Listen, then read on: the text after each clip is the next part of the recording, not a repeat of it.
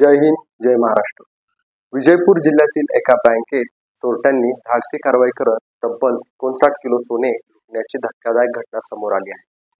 हा दरोडा भारताच्या इतिहासातील सर्वात मोठा दरोडा मानला जात असून पोलिसांच्या प्राथमिक तपासानुसार हा गुन्हा अतिशय बारकाईने आखलेल्या योजनेच्या आधारे पार पाडण्यात आला आहे। विशेष म्हणजे या गुन्ह्यानंतर आरोपींनी बँकेमध्ये एक काळी बाहुली ठेवून वेगळाच संकेत दिल्याचे उघड झाले आहे, ज्यामुळे या घटनेभोवती आणखीनच गूढ वातावरण निर्माण झाले आहे। या दरोड्याला तब्बल 10 ते 12 दिवस होत असताना दरोडेखोरांचा आजपर्यंत कुठलाही ठाव ठिकाणा पोलिसांना सापडलेला नाही। त्यामुळे एवढ्या मोठ्या प्रमाणात सोनं चोरून देखील अजूनपर्यंत चोरटे पकडले गेले नाहीत, या प्रश्नांनी बँकेच्या ग्राहकांमध्ये चिंता निर्माण केली आहे। देशातील सर्वात मोठा दरोड्याचा तपशील आणि पोलिसांनी दिलेली माहिती यावर आधारित ही कथा या व्हिडिओत मांडण्यात आली आहे। नमस्कार, मी तुषार, तुम्ही पाहत आहात तुमचं आवडतं चॅनल जय हिंद, जय महाराष्ट्र। कर्नाटकच्या विजयपूर जिल्ह्यातील बसवना बागेवाडी तालुक्याच्या मनागुली येथे कॅनरा बँकेची एक शाखा आहे। शुक्रवार दिनांक 23 मे रोजी संध्याकाळी सुमारे 5:30 वाजता बँकेतील कर्मचारी काम पूर्ण करून घरी निघून गेले। पुढील 2 दिवस म्हणजेच दिनांक 24 मे आणि 25 मे म्हणजेच शनिवार आणि रविवार, शनिवार व रविवार असल्यामुळे बँकेला सुट्टी होती। कर्मचारी बाहेर गेले की तिथल्या शटरला टाळा लावण्यात आला होता। 24 मे रोजी कोणताही कर्मचारी शाखेत आला नाही, परंतु 25 मेला सकाळी 11:30 वाजता पार्ट टाइम स्वीपर संभाजी कामकर साफसफाईसाठी शाखेत आला होता। बाहेरच्या शटरचं कुलूप तुटलेलं दिसून आलं। त्यांनी ताबडतोब शाखा इन्चार्ज कमलेश लयप्पा पुजार यांना ही बाब सांगितली।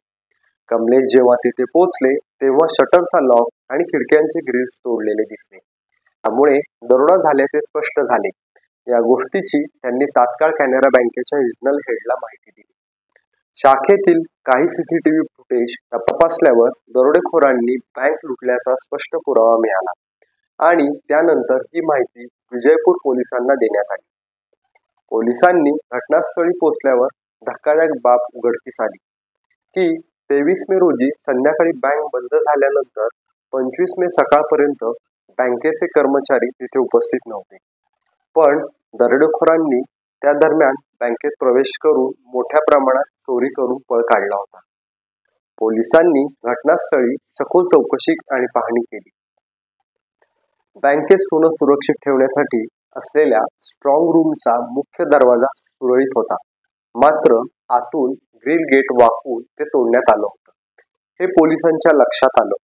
या स्ट्रॉंग रूम मधील एक स्टीलचा लॉकर पूर्णपणे रिकामा असल्याचा पोलिसांना लक्षात आलं।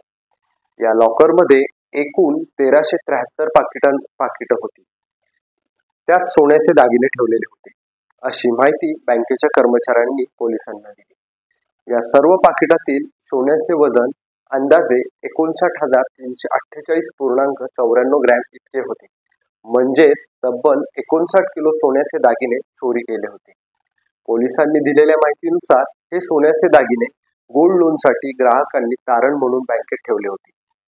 या दागिन्यांची सध्याच्या सोन्याच्या बाजारभावानुसार जवळपास 53 कोटी 26 लाख रुपयांच्या आसपास असल्याचं धक्कादायक माहिती समोर आली आहे। याशिवाय बँकेतून 5,20,450 रुपयांची रोख रक्कमही गायब झाल्याचे पोलिसांच्या तपासात समोर आले आहे। कर्नाटकातील कॅनरा बँकेत झालेला हा देशातील आतापर्यंतचा सर्वात मोठा दरोडा मानला जात आहे।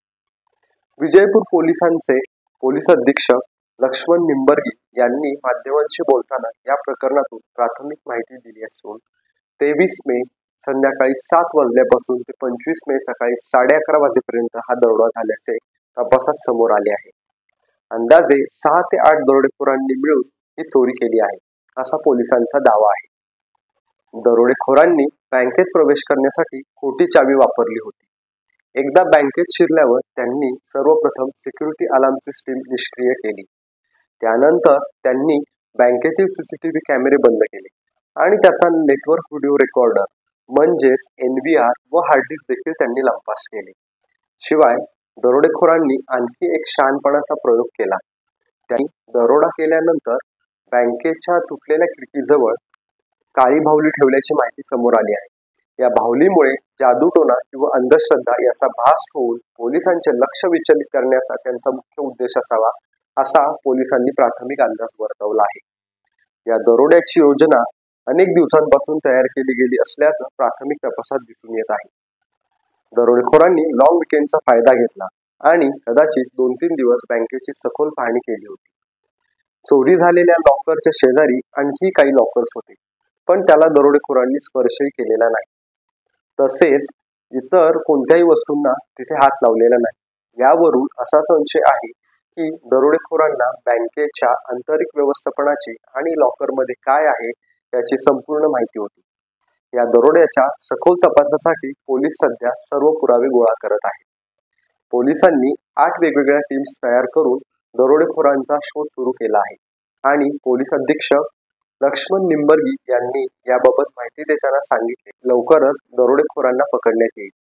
मात्र या घटनेमुळे बँकेच्या सुरक्षेबाबत ग्राहकांमध्ये नाराजी व्यक्त केली जात आहे आणि त्यांनी दरोडेखोरांना पटकन शोधण्याची मागणी केलेली आहे.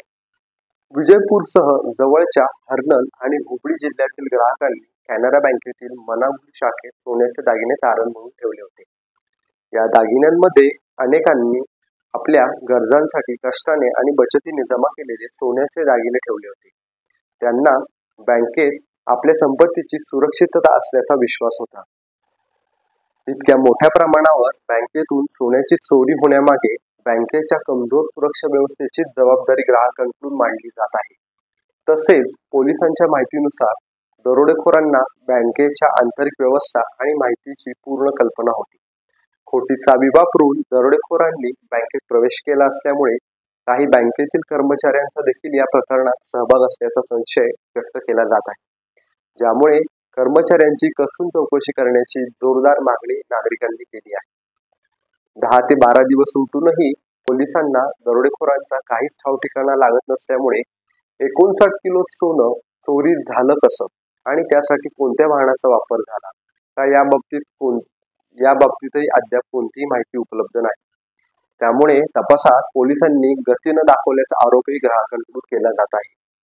देशातील या सगळ्यात मोठ्या दरोड्याच्या पार्श्वभूमीवर दरोडेखोर कधी पकडले जातील, त्यांनी दरोडा कसा रचला आणि बँकेतील कर्मचाऱ्यांची भूमिका काय होती याकडे आता सर्वांचे लक्ष लागले आहे.